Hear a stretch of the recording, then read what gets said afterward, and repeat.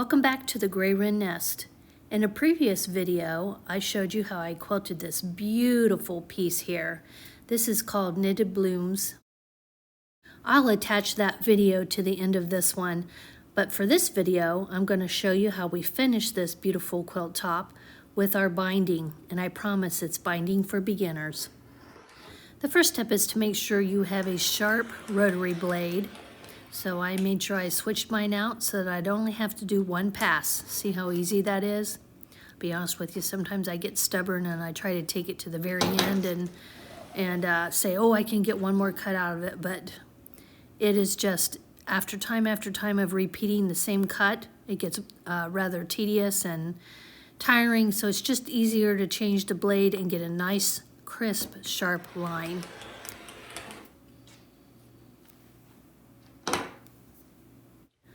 So after my first cut, I turn my quilt sideways. And you know, if you have a larger quilt, you're gonna have to do it in sections. Luckily, mine's a wall hanging here, so it's a little bit easier to show you. But I start by lining up my ruler at the very edge, because I know that's a straight edge. And then I find a pattern piece on my quilt that I know is also straight, and I make sure that my grid lines of my quilt ruler match up with the lines of my quilt pattern. And then I make sure that I cut a nice straight line using my ruler and sharp blade again. But I make sure that I also measure twice and cut once. It's always great to double check. Now see how I'm trying to line that up right on the very edge again? At the very top, you'll notice that I have that 1 inch mark at the top of my quilt, about a 1.5 inch mark. I made sure I measured it and had a straight line. Next, you want to cut your binding strips. Here I'm cutting off a sliver to ensure that my fabric is straight before I start cutting the binding strips. And I cut them at 2.5 inches wide. I know that my quilt top measures 36 by 36, and I also know that this fabric measures 44 inches wide. So therefore I need 4 strips of 2.5 inch wide pieces here.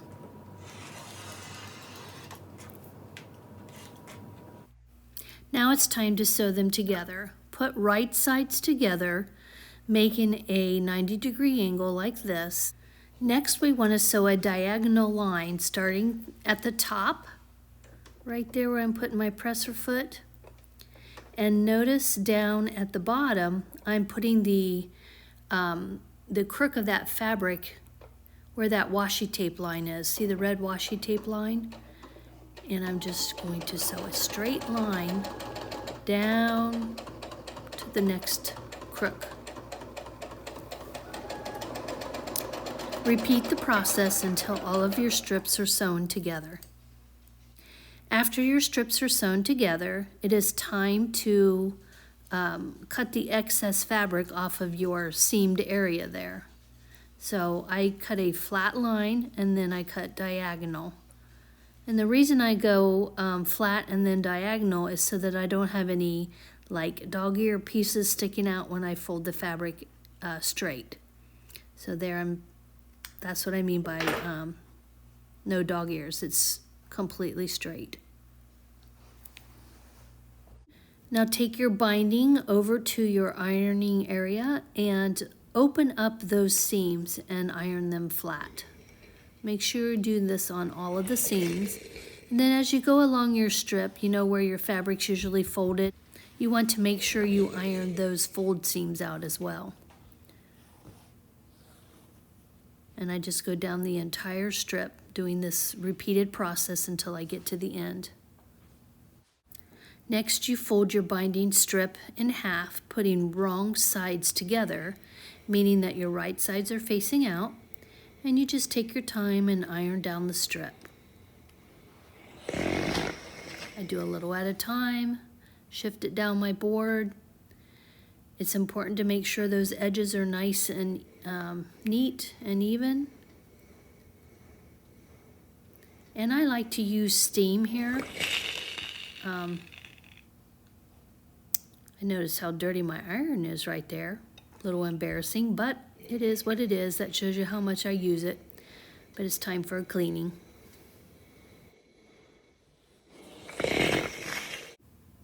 Next, I have a little trick that I want to share with you. I roll my binding up on my hand like this. And do you see that toilet paper holder stand that I have right there on my desk? I'm going to use that as my binding holder. I take the time to continue wrapping around my hand and untwisting, and then when I'm done, I'm going to put it on the top hook there of that toilet paper holder.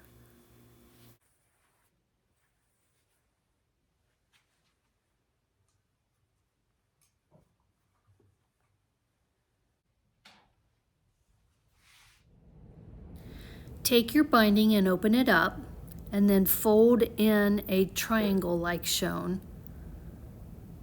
Your whole binding is open. See how it's open there? And I have a triangle at the top. Then you take your quilt back. Make sure the back is facing up on your quilt top there.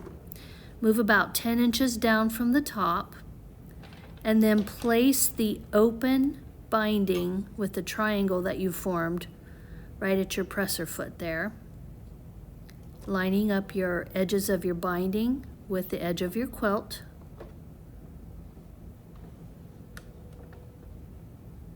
I'm showing you there one more time so you can see what I'm doing. And I'm going to stitch right down the edge of that binding with the binding open. I make sure I backstitch, and then I sew down. I sew down about 6 inches with it open, with the binding open.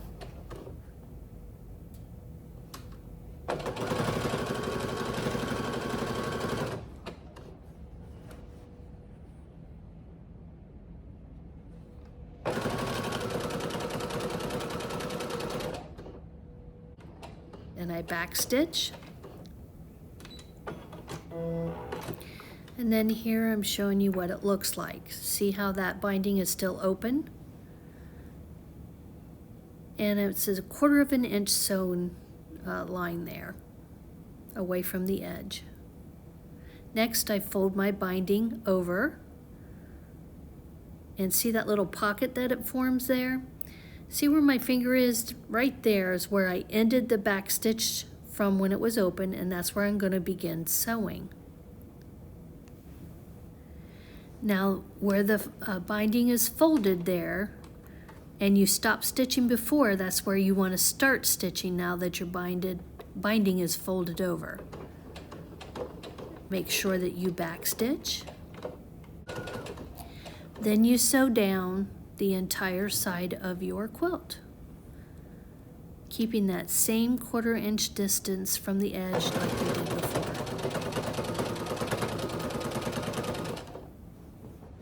Notice that I'm using the edge of my presser foot to measure that 1/4 inch. And as long as you keep that same 1/4 inch all the way down, everything will be even on your quilt.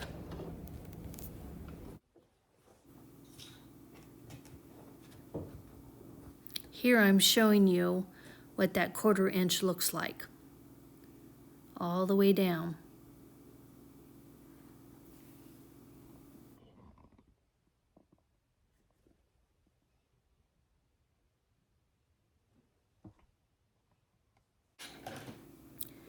As I continue to sew down the side of my quilt, notice how I'm pulling from that toilet paper holder roller that I have, that nifty little trick that I showed you.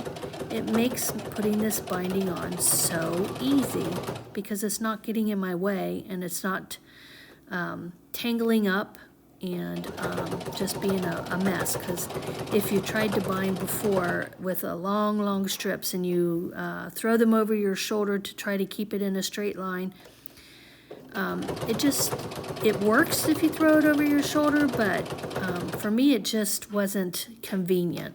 And I find this method to be very convenient. Next, I'm taking my tape measure there, and I'm showing you the 1/4 inch.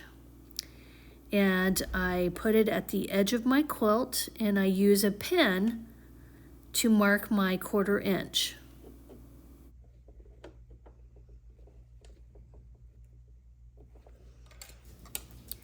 Now continue sewing down to the pen. Take your time. When you get to the pen, you stop. You take the pen out.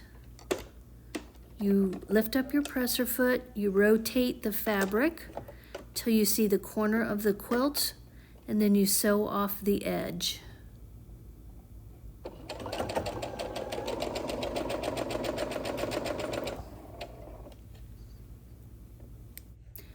Snip your threads and then lay your quilt in front of you like this. I lay mine down usually on the table, and I fold my binding over to the right and then back over to the left. And what I am trying to do here is to get an even line on my right side and my bottom.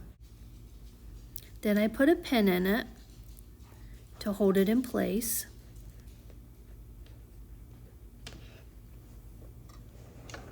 Then I turn my quilt so that I can sew down this next side. As I get ready to sew down the side, I see an error. See this area right here where my thumb is at? Notice how you can see that edge. You shouldn't be able to see that. It should be perfect. So I'm going to redo it. I'm folding at the top, and then I'm going to fold down. And it has to be perfectly aligned, or it's not going to have a nice crisp corner when you go to turn your fabric. There, that looks much better. Now you have to sew down.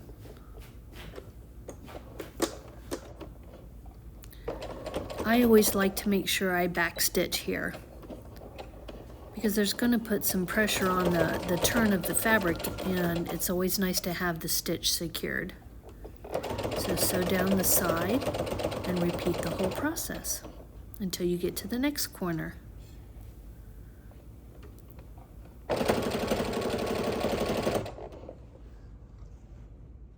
So if you're anything like me, you have to see it more than once. So I'll show you again on this next corner. I put my pin in at the 1/4 inch mark.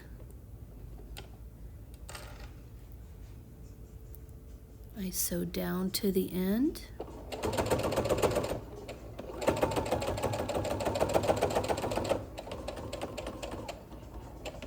I remove the pin.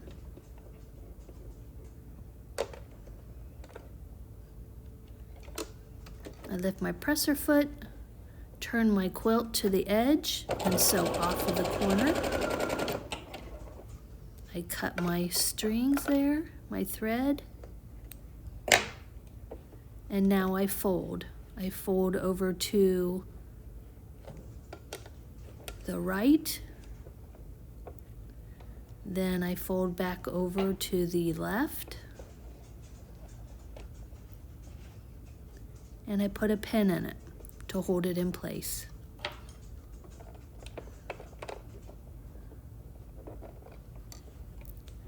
I turn my quilt.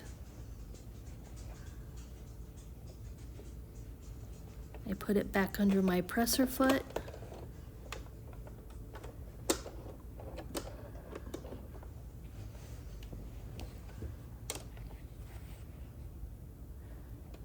I backstitch. And then I sew down the side. Do this 2 more times, and it will take you back to the beginning of your quilt. This is where I'm a little upset with myself. I thought I was videotaping, and I wasn't. So the next best thing was to make a mock-up. So I put a little quilt sandwich together here, and put binding on it, and I'm pretending. So here I'm measuring down to the end of that opening, and I'm cutting my final strip here. Next, you want to put it inside the sandwich that you made, that binding sandwich at the beginning. You put it inside, you fold the sandwich binding over, just like that, and then you sew from the beginning down to the end. So you'll notice that I stopped at the top of that quilt to give me plenty of room to maneuver the sandwiched piece into the folded binding there. And now I'm sewing down, taking my time. And you'll notice I come to a little ripple there, so I lift my presser foot up and I rearrange it, making sure it's nice and smooth. And then I start sewing again. Going slow. It's important that you go nice and slow, you don't have puckers, and you just want to make sure that everything's fitting together nicely.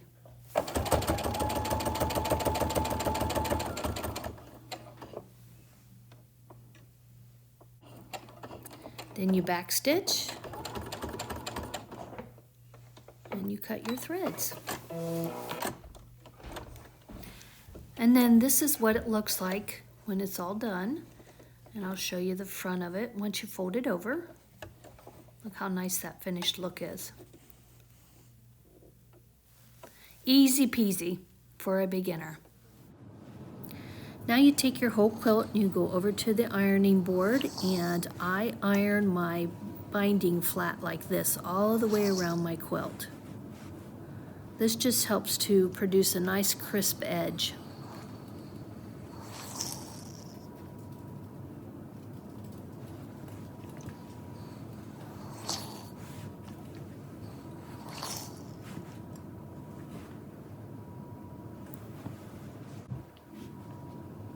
Next, you want to turn your quilt right side up. And now we want to start forming our binding. First, I kind of rehearse. I fold it over and I make sure that I'm covering my seam from the front. And my seams are serged. So next I take Elmer's glue, clear Elmer's glue, and I put just a very thin line of Elmer's glue right along my serged edge of my quilt top. And since I've already had the binding ironed over once, it folds very easily.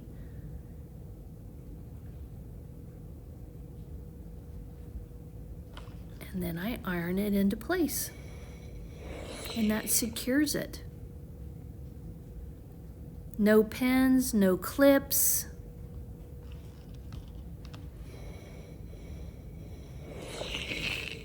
And I do this all the way around the quilt. Now I'm going to show you how to do the corners here in just a minute.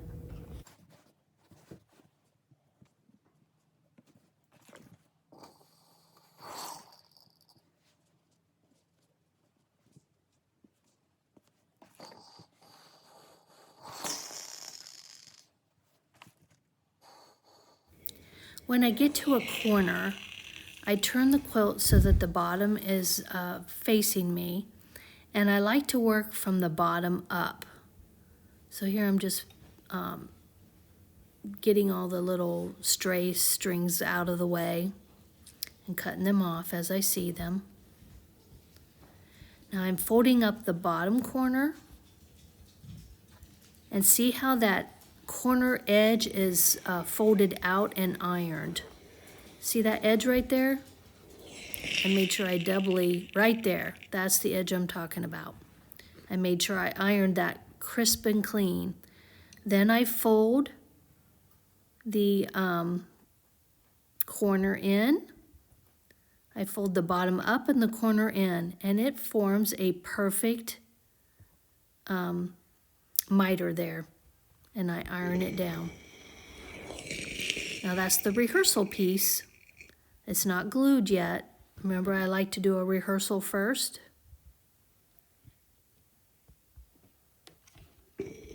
I'm just getting it a second time to make sure it's nice and pressed. Now I take my Elmer's glue, I run it down the edge,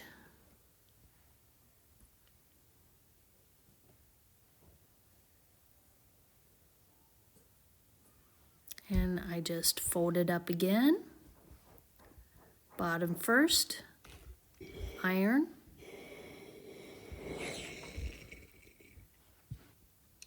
then I fold over the mitered corner and I press into place. I love glue basting.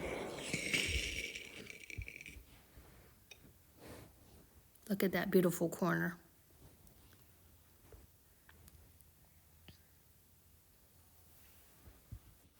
So you repeat this entire process until you have all of your sides and your four corners pressed in and glue basted. Now it's time to sew your binding. I switched over to a wide-toed foot here, and the left side of that toe is on the edge of my binding.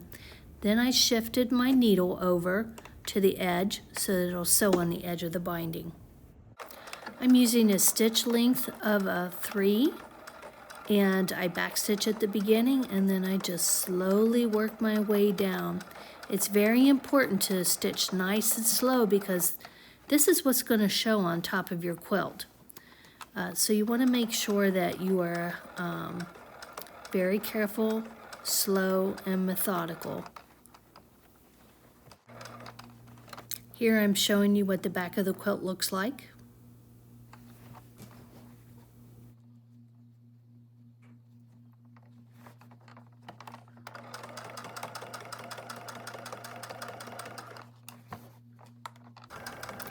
Now we're coming up to our first corner. And you just move that needle right to the edge. You put the needle down, you turn your corner, and you continue stitching.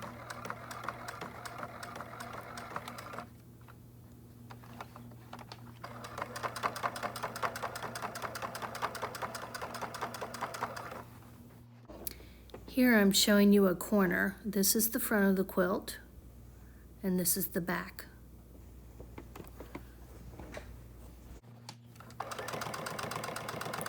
So you sew all the way around your quilt.